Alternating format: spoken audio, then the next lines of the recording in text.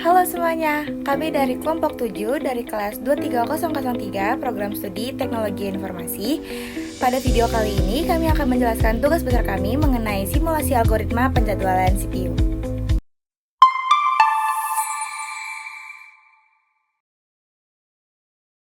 Saya Rahima Fani bersama dengan rekan-rekan saya akan menjelaskan hasil tugas besar kami dalam memahami bagaimana sistem operasi mengelola berbagai proses yang bersaing untuk mendapatkan akses ke CPU. Dalam sistem komputer multitasking, terdapat banyak proses yang bersaing untuk mendapatkan akses ke CPU. Sistem operasi harus menentukan urutan eksekusi proses-proses tersebut secara adil dan efisien. Inilah fungsi dari penjadwalan atau yang disebut dengan CPU scheduling. Pemilihan algoritma yang tepat akan berpengaruh langsung terhadap performa sistem, seperti response time, throughput, dan efisiensi keseluruhan.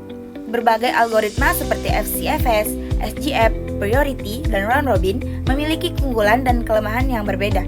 Oleh karena itu, dilakukan simulasi dan analisis komparatif untuk memahami dampak masing-masing terhadap performa sistem.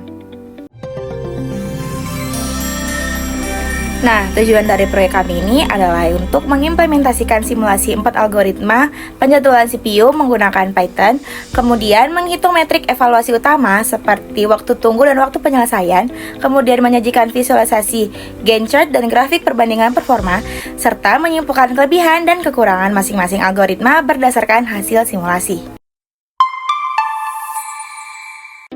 Penjadwalan CPU adalah bagian dari manajemen proses dalam sistem operasi yang memiliki tujuan untuk meningkatkan efisiensi, mengurangi waktu tunggu, dan juga memaksimalkan utilisasi dari CPU. Ada 4 algoritma penjadwalan umum yang akan kita bahas. Yang pertama ada FCFS atau First Come First Serve, di mana algoritma ini menjadwalkan proses berdasarkan urutan kedatangan, tidak memperhatikan burst time maupun prioritas. Lalu ada juga SJF atau Shortest Job First, di mana SJF ini memprioritaskan proses dengan burst time terpendek. Algoritma ini optimal untuk meminimalkan waiting time, namun sulit diterapkan jika burst time-nya tidak diketahui. Lalu yang ketiga ada priority scheduling. Algoritma ini menjalankan proses dengan prioritas tertinggi terlebih dahulu, sangat cocok untuk sistem dengan tingkat kepentingan proses berbeda. Lalu yang keempat ada round robin. Round robin memberikan jatah waktu yang sama untuk setiap proses secara bergiliran. Ini sangat cocok untuk sistem multitasking. Nah, dalam evaluasi performa kami ini menggunakan 2 metrik utama, yaitu yang pertama ada waiting time, adalah waktu total yang dihabiskan proses dalam antrian. Lalu yang kedua ada turnaround time, adalah waktu total dari kedatangan proses hingga proses selesai dijalankan. Selanjutnya ada metodologi.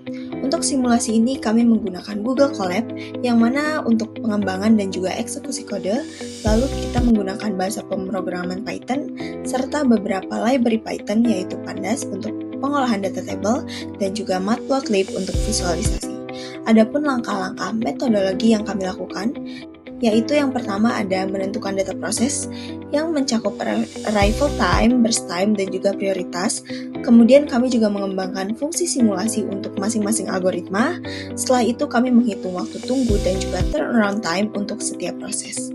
Selanjutnya, kami menyusun Gantt chart untuk hasil simulasi. Kami juga menghitung rata-rata waiting time dan juga turnaround time untuk setiap algoritma. Dan terakhir, kami menyusun grafik perbandingan performa antar algoritma. Mari kita lihat data input proses yang kami gunakan untuk simulasi ini. Lalu selanjutnya tabel data input proses. P1 arrival 0 burst 5 priority 2. P2 arrival 2 burst 3 priority 1.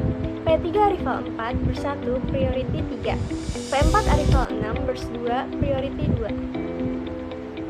Pertama-tama kita bahas FCFS terlebih dahulu atau First Come First Serve, di mana FCFS ini mengeksekusi proses berdasarkan urutan kedatangan. Proses P1 dijalankan pertama, diikuti dengan P2, P3, dan juga P4. Dari analisis kami, rata-rata waiting time dan juga turnaround pada FCF cukup tinggi. Proses yang datang belakangan atau P4 ini menunggu lama meskipun burst time-nya pendek. Ini menunjukkan efek buruk dari convoy effect. Selanjutnya ada SJF atau Shortest Job First, di mana SJF ini memilih proses dengan burst time terpendek di antara proses yang sudah datang. Analisis kami menunjukkan bahwa SJF memberikan rata-rata WT dan juga TAT yang paling kecil. Namun algoritma ini menyebabkan starvation jika proses kecil terus masuk dan juga proses besar tertunda. Berikutnya adalah priority scheduling. Proses ini dijalankan berdasarkan prioritas numerik. P2 atau prioritas 1 didahulukan meskipun datang setelah P1. Analisis sistem dapat menjalankan proses penting lebih awal, resiko starvation tinggi jika tidak ada mekanisme aging. Lalu yang terakhir ini ada round robin quantum 2. Setiap proses diberi jatah waktu yang sama untuk setiap proses secara bergiliran hingga selesai. Analisisnya, algoritma ini adil dan cocok untuk sistem multitasking. Namun, lebih banyak content switching dapat menurunkan efisiensi. Dari grafik perbandingan performa rata-rata waiting time and turnaround time, ini kita bisa lihat dengan jelas analisisnya shift paling optimal dari sisi efisiensi waktu. RR unggul dalam fairness, VCVS dan priority memiliki hasil bervariasi tergantung urutan dan nilai prioritas. Sebagai analisis umum, hasil menunjukkan bahwa setiap algoritma memiliki konteks penggunaannya masing-masing.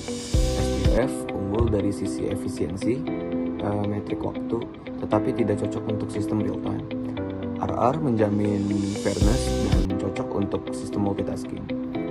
FCFS dan priority bisa efektif bila diterapkan di sistem batch atau sistem dengan kebutuhan prioritas tinggi. Tetapi perlu penanganan starvation. Simulasi ini juga menegaskan bahwa memilih algoritma penjadwalan tidak hanya berdasarkan efisiensi, tetapi juga pada jenis sistem yang dijalankan, sifat proses, serta tujuan sistem itu sendiri. Oleh karena itu, kombinasi teori eksperimen dan kebutuhan sistem menjadi dasar dalam membentuk algoritma yang paling sesuai. Lalu sebagai kesimpulan dari simulasi kami, simulasi ini membuktikan bahwa algoritma penjadwalan memiliki karakteristik unik dan memberikan hasil yang berbeda pada kondisi yang sama. Seperti SJF menghasilkan waktu tunggu dan turnaround paling rendah namun tidak selalu cocok untuk sistem real time. RR memberikan keadilan eksekusi antar proses meskipun menambah konteks switching. FCFS sederhana dan mudah diimplementasikan namun tidak efisien untuk beban proses yang beragam. Priority cocok untuk sistem dengan proses kritis tetapi membutuhkan strategi seperti aging. Secara keseluruhan, pemilihan algoritma harus berdasarkan kebutuhan sistem dan visualisasi simulasi seperti ini sangat sudah membantu untuk memahami dampak secara menyeluruh. Demikian presentasi dari kelompok kami. Kurang lebih mohon maaf. Terima kasih juga atas perhatiannya. Anda bisa melihat kode simulasi kami di Google Colab melalui link yang sudah tertera. Terima kasih.